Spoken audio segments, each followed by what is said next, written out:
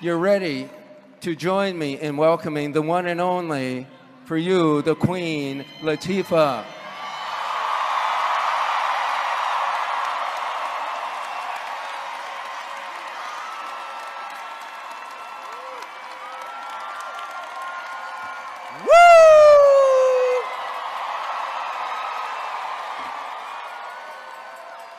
What's good, North Carolina A&T?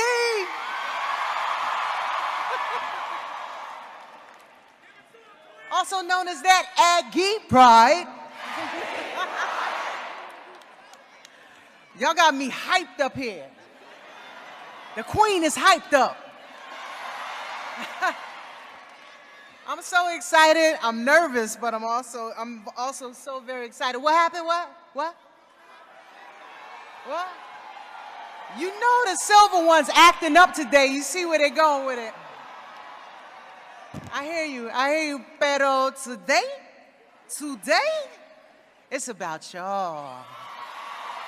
It's about the class of 2026, so let's rock out for them.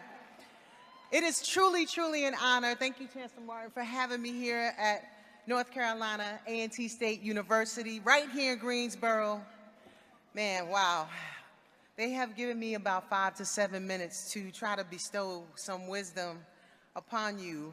That is a very tall order, but I'm gonna do my best.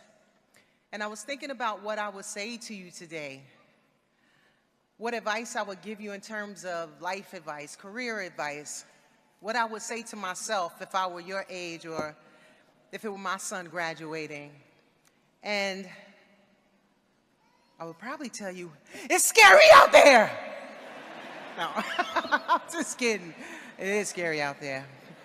But listen, you're in your 20s, this is a tender time, and you throwing everything else that's going on in the world. I mean, sheesh, it's hard. But what kept coming to my mind was something my good friend Busta Rhymes said a few years back. Don't this thing make my people wanna?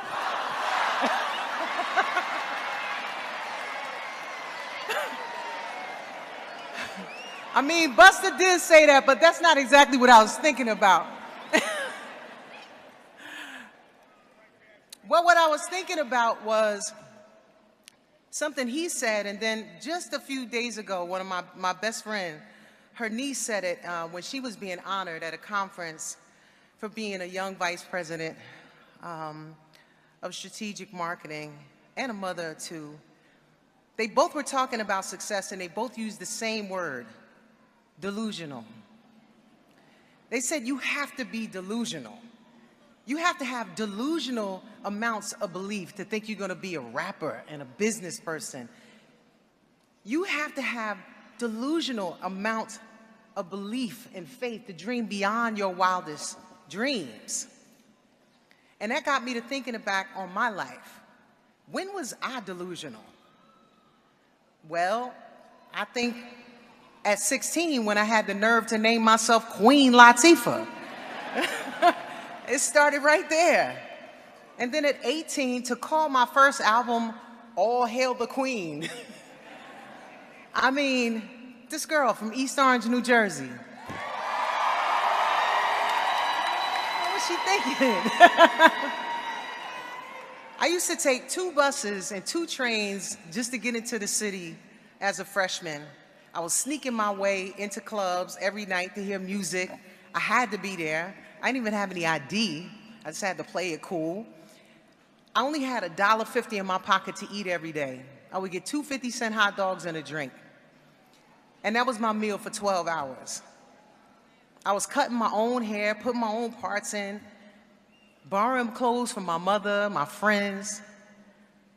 And my boy Ramsey had this one yellow bomber jacket, and I swear this jacket went through the whole crew. We all borrowed the same jacket. You had a date, you borrowed the yellow bomber. You wanted to go somewhere and look good, you borrowed this yellow bomber. And we had to book it to make sure we didn't clash with each other. But we had to look fly when we was broke, okay? And whenever I got a little bit of money for the shows that I started to do, I would give this cash to my mother, who would put it in a shoebox. She would put a third away for you know who. A third would go into like savings and investments, and the other third was something that we could, have some fun with. But I was calling myself Queen Latifah because I had this ridiculously delusional amount of faith that I was going to be someone. I was looking forward into the future with a delusional amount of faith that I was going to make it. And with that little bit of money they gave me for promo, I was presenting myself the way I saw myself, with all the power, the poise, the purpose, and the presence of a young black queen making hip-hop music.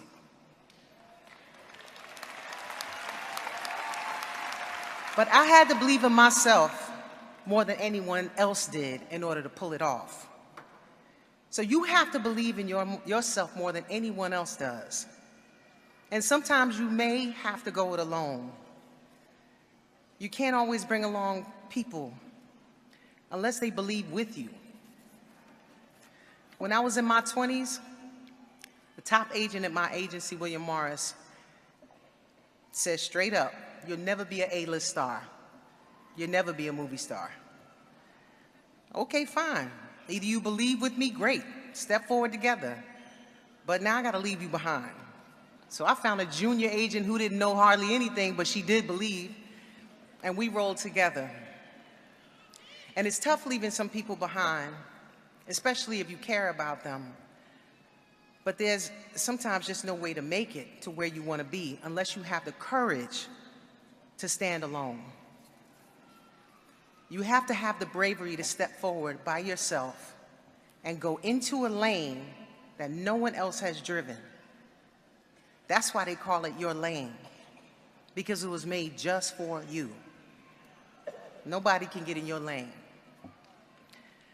And all those artists we signed to Flavor Unit, we had to convince them, to infect them with our delusional craziness. From Monica, had to talk to her parents. Outkast, we saw them rock backstage in LA and was like, yo, we have to manage them. To Naughty by Nature, who had this crazy talent show in East Orange, they killed it. We said, we got to rock with Naughty by Nature. And they believed it. And on to Beauty Shop, to Just Right, to Set It Off, to all the things that we did. The Clark Sisters movies. The Equalizer, all of it. We've always been underfunded, undercapitalized, and underestimated. We've had to prove that we were worth believing in, investing in. Every time, every project, small-minded people thought we were out of our minds. And I guess we were. Because it takes that right kind of delusion to think you can do what you think you can do. Yeah. Yeah. And you can't get caught up in what people think is best for you. My father used to always tell me, Dana, a no is as strong as a yes.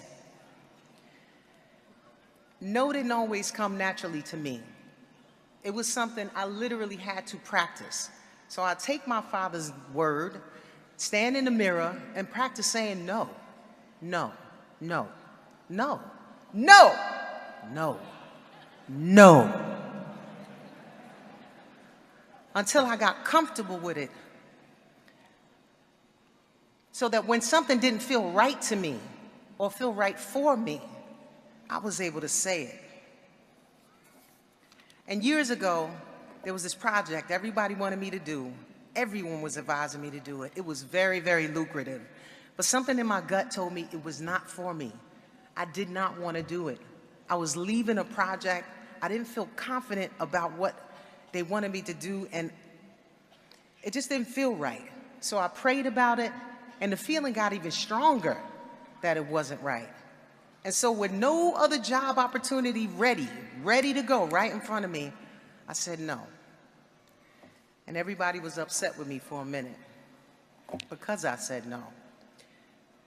But that no left me free when another job came right behind it, which ended up being this little movie called Chicago, which led to a little thing called a nomination for an Academy Award, which shot me into the stratosphere, making me an A-list movie star.